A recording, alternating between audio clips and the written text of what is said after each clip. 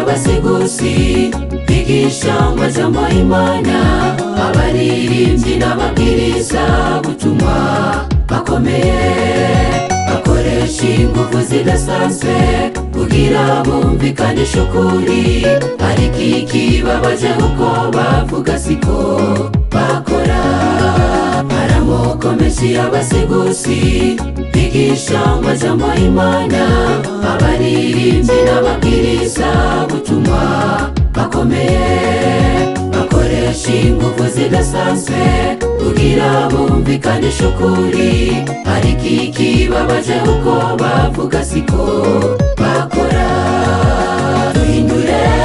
Duhinduke muvyo tuvuga n'ivyo dukora, ingeso zacu zibe umuco umurikira abatubona, kuko usanga bibabaje ko bibi byinshi bikorwa n'abitwa ko bamenye Imana. Bavandimwe, duhinduke muvyo tuvuga n'ivyo dukora, ingeso zacu zibe umuco umurikira abatubona.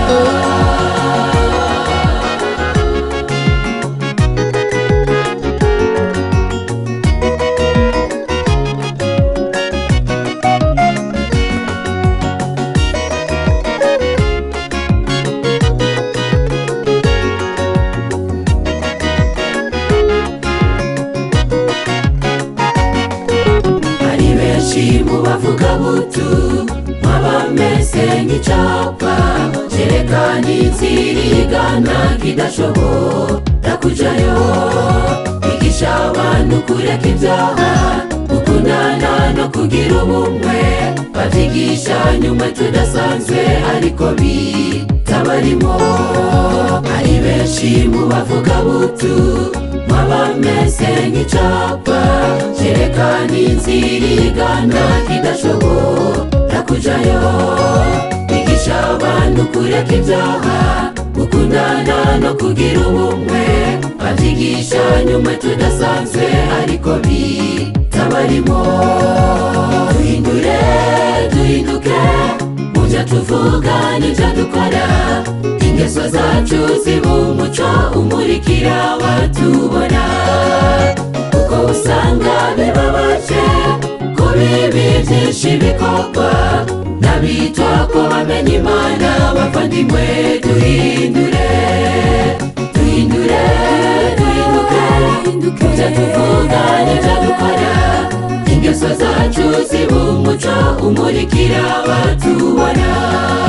Twikubita agashi bavuga butumwa, duse n'ubutumwa dutwaye, niho tuzovugira Imana tutagira agatotsi.